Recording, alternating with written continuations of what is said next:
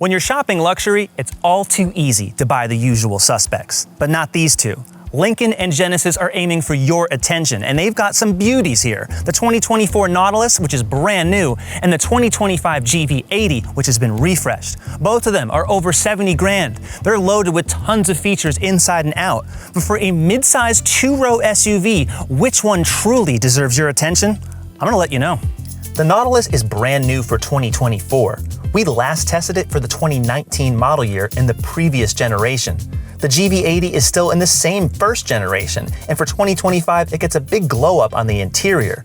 Both of these brands are vying for more market share, and Lincoln is still an upstart even though it's been around for decades. Which one truly is a better luxury SUV? In the Genesis, there's a little bit more headroom, 0.6 of an inch. There's fewer seat adjustments, 16 ways. It does massage, but the Lincoln Nautilus has way more adjustment on that front. But which is more comfortable? This car. The GV80 has a much smaller display, but it looks a whole lot better. All the materials in here, the leather, the wood, the aluminum, is so much better for fit and finish and material surface quality. In a luxury SUV, this is the #1 thing that I look for in every single car, no matter how much the cost is. And at $80,000, the GV80 truly delivers on that front.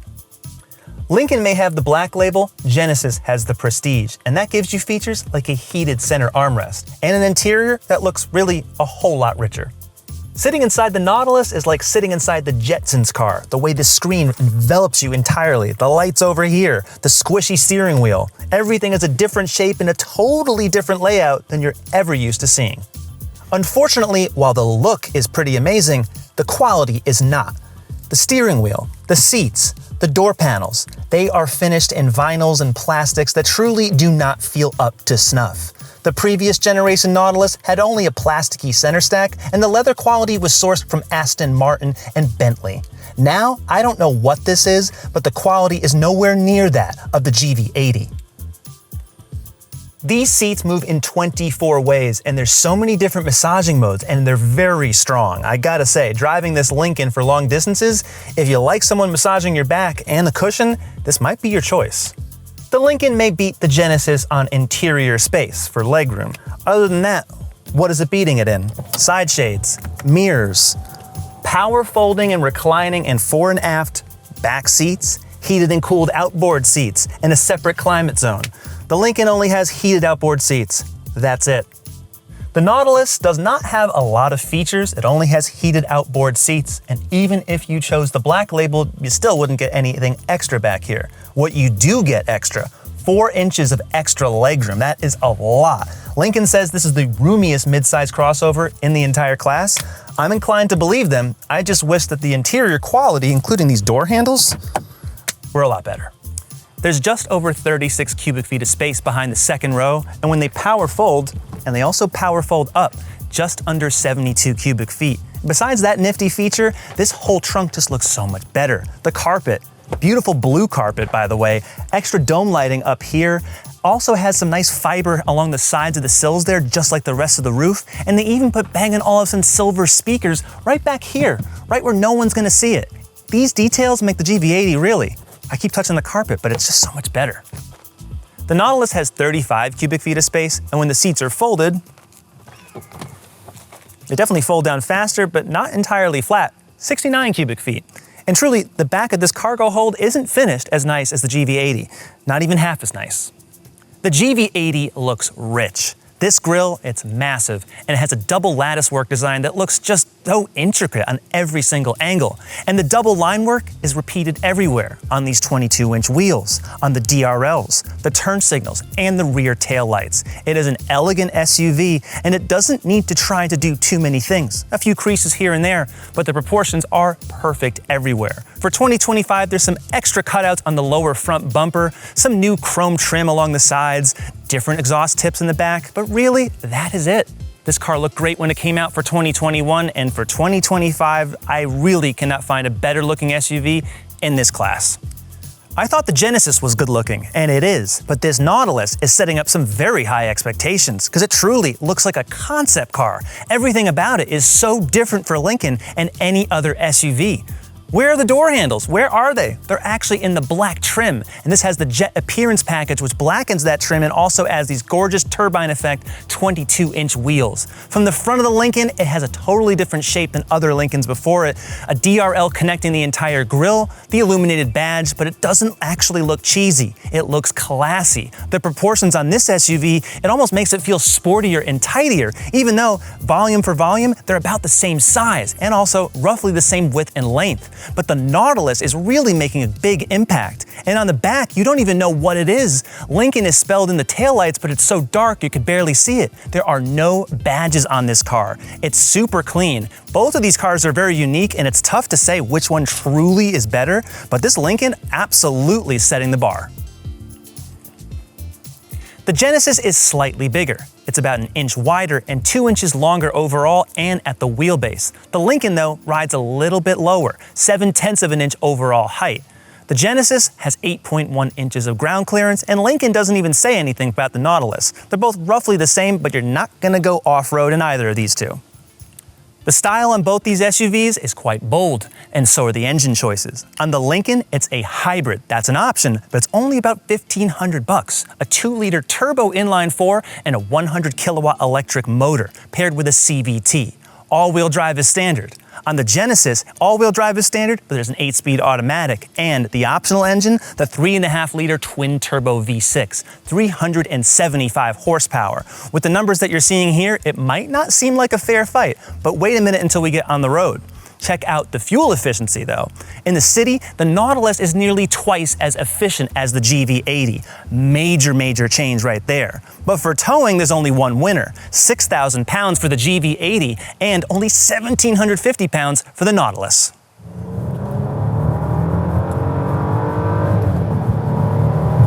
And for a few extra $1,000, this engine, definitely a lot better than the hybrid in the Lincoln. But it does drink a ton of gas. I've never gotten good fuel economy in any 6-cylinder Genesis. They've all been pretty lousy, but they've got great response. And to me, that's really what you want. At least that's what I want. In a luxury SUV, you're paying a lot of money. And if it's not gonna be a hybrid assist, for example, in that Lincoln, I want just power, and I want smooth power. This car delivers that. If you want the 4-cylinder, that's fine. It definitely makes this car a few $1,000s more affordable. But at that point, to get all the options, all the luxuries you're getting in this trim, you might as well just spend a little bit more anyway. That's how I feel. Get the whole complete package. To me, this engine is the reason why the GV80 is so likable. And the transmission tuning in either sport or comfort mode, really, I feel like I don't have to adjust the paddle shifters at all. They're there if I want it. Like, let's see how well they respond. Like, pretty decently. There's just a lot of gear ratios, so it's just best to let the car do its thing. Personally, I feel more comfortable in the GV80. I think the seats are better. I think for the long haul, all the padded materials, just how the car smells, and they both have special perfume canisters you can activate, which is very gimmicky. So you don't need that at all unless you've brought some, I don't know, some leftover food in the car with you, which you really shouldn't. This car's all white. I wouldn't do that. But the materials are better. So if I'm driving for a long time, this is the car that makes me feel like I'm in a luxury car. On tighter 2-lane roads, it's the Genesis that floats a little bit more. It floats more than the Lincoln. That's a weird thing to say. Lincolns were always known for that type of ride, the town car ride. Very pillowy. This Genesis is not out of control by any means. It's totally damped and it's totally secure. But it does feel like it's actually a little softer. And at the limit, it actually grips better. So it floats more, but it grips better. Because that Lincoln has narrower tires, and it truly is not even meant for any type of sporty driving. Whereas the GV80 has a torque vectoring rear axle. It's brake-based, but it feels sportier. Feels like it's more connected when you're powering out of turns. And part of that, of course, is a lot more extra power. But weirdly, it's the Lincoln that I think has more direct steering, even though the steering wheel is a really weird thing to feel in your hands. I don't like it. This is the one I really prefer. So oddly, that hybrid Lincoln is kind of a bit tauter than this Genesis. And the Genesis has just a more laid back vibe to it. But even though this is not a hybrid, the Genesis is riding a lot quieter, so much quieter. And again, that was another Lincoln hallmark. Everything about that car was supposed to be so whisper silent. I don't know what Lincoln did, but they're not doing it as well as this Genesis, that's for sure. Engine refinement for a big V6, you can get on this and really, yeah, I hear it, but like, it's not getting in the way. It's a nice sound, but it's muted. I think the GV80 is delivering a better luxury experience. And it's definitely better than the GV80 when it first came out for 2021. There's just better body control. There's less roll. There used to be a lot more. With either of these SUVs, you're not going to be dancing around turns. You really don't need to. The Lincoln and the Genesis are both tuned for the comfort side of things, more relaxed. And for that, I think both of them nailed the mission on that.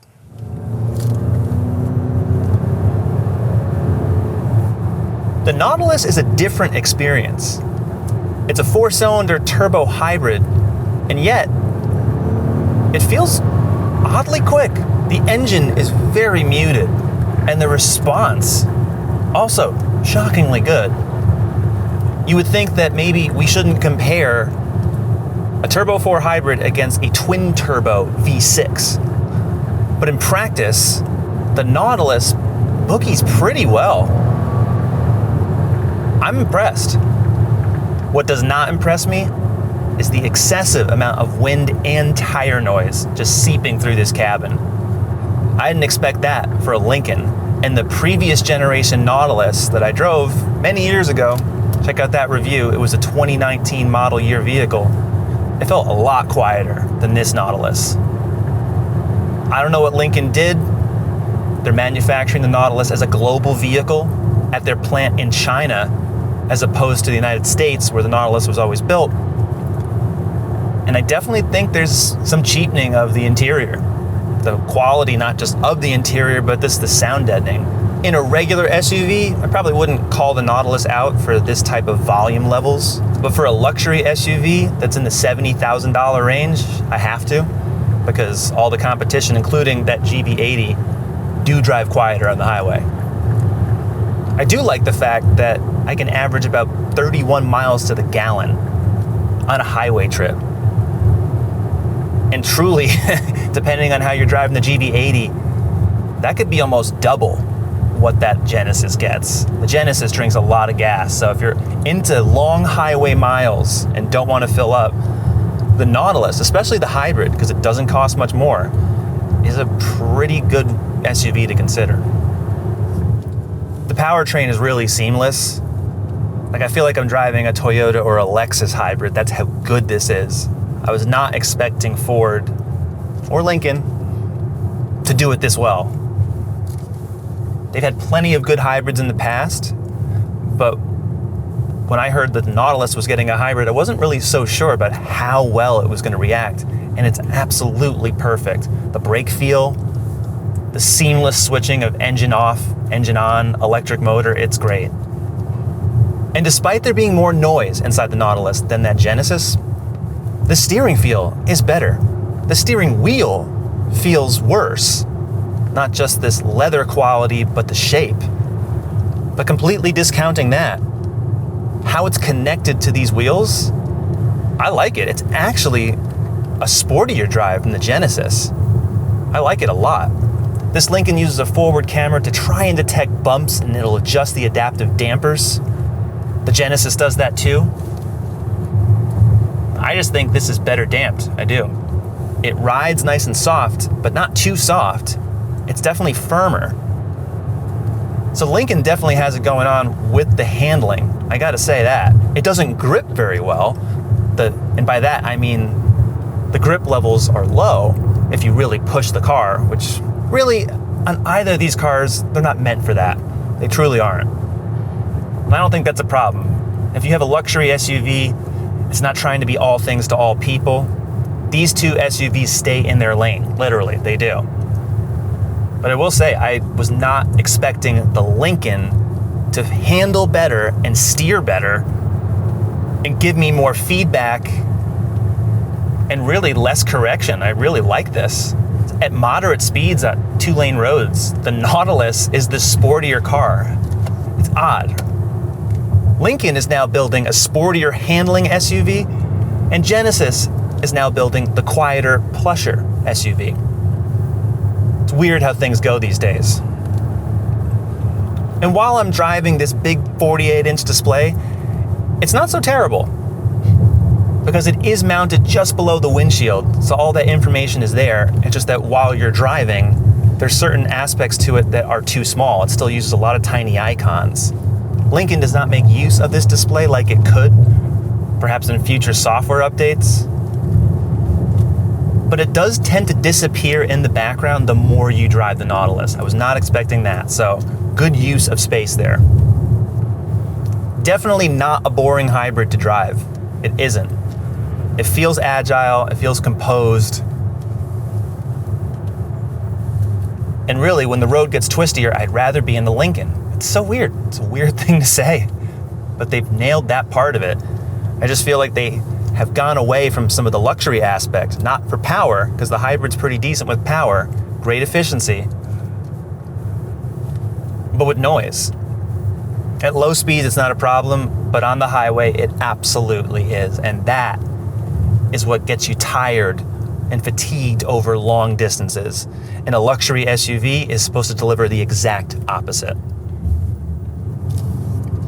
The handling limit on both of these SUVs is pretty low, but the Nautilus, definitely lower.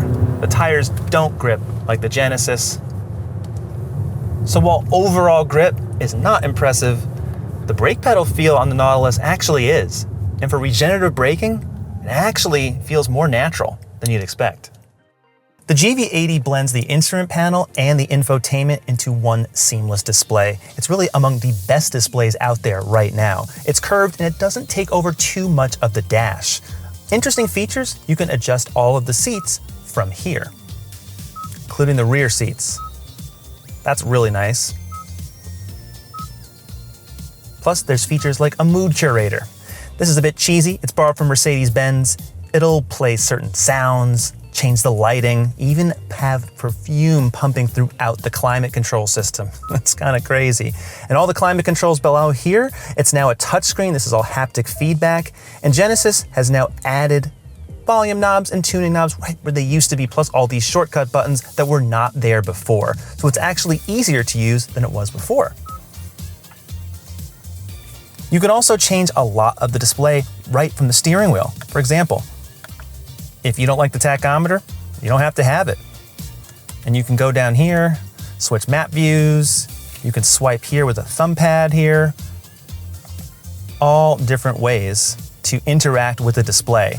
You have to get used to how it works, but once you do, the clarity is excellent. And if you switch driving modes, it changes some of the graphics. Not quite as crazy as what you'll see in other vehicles, but for functionality, the Genesis really has a good system. The Nautilus has an 11-inch touchscreen running Google OS, and it's surrounded by this giant 48-inch display. It's actually two 24-inch displays that you can change what's showing up there from the small display. All you can really show are weather, tire pressure, trip information, where you are. It doesn't really do that much. It's cool. However, I prefer it like this without anything on there. The graphics are interesting, but they're really not configurable, and even if you're using Ford's Blue Cruise system, which really works well, it doesn't show any information. So you might think that over here, you might see, hey, there's a car in the blind spot, or if I turn the blinker on, I'll see a camera, just like in the Genesis GV80. Nothing of the sort. So it feels very unfinished. Aside from that, when you go down here, it's also difficult to adjust the climate control because all of the vent controls, the air direction, you have to do it this way. like you're in a Rivian or a Porsche Taycan. Very gimmicky, I don't like that, and it's also extremely distracting, as if this wasn't distracting enough. But what I do like about the top display is that because it's so close to the windshield, you actually don't have to look really away at all. It's directly in your line of sight. It's just that what's there, you still have to use the touchscreen, including digital scents, which don't really smell all that great, and when you open up the center console, you get a whiff regardless. So it doesn't really matter if you want to smell it or not. But there's plenty of apps, Google Assistant, Google On Board. For the maps, for example, you have all that. So the system is good, it's just not truly as amazing as it might appear. And that's why I think the Genesis system works better. The 2025 Genesis GV80 starts at $57,700. There are 6 trims. This one was fully loaded, the 3.5T Prestige, with destination and extra charge paint, $81,300. The 2024 Lincoln Nautilus starts at $50,415. There are 3 trims, either in gas or gas-electric hybrid. As tested, the Reserve 3 Hybrid with the Jet Appearance Package and extra charge paint and destination, $71,700. You can add a few grand if you get the black label, but really the Lincoln is a little cheaper, and it also feels that way. The Genesis GV80 is the winner, and it's not because it has a larger engine. The interior quality exceeds expectations, where on the Lincoln, it lowers them. And that truly is a letdown for a car that just a few years ago was delivering better quality at a lower price point. The interior technology on that Lincoln with that huge display, yeah, that's impressive, but it doesn't work as well as the smaller screens in the Genesis. Dollar for dollar, even though this one costs more, it feels like it's worth every one of those dollars. And the Lincoln, it has me questioning. I think Lincoln definitely has a future, and it's gonna do some great things, but right now, the GV80 is absolutely a massive winner in this whole segment. What do you think? Do you want more SUV comparisons? Because we have them. More coming up every single week. Subscribe to our YouTube channel. We'll see you next time.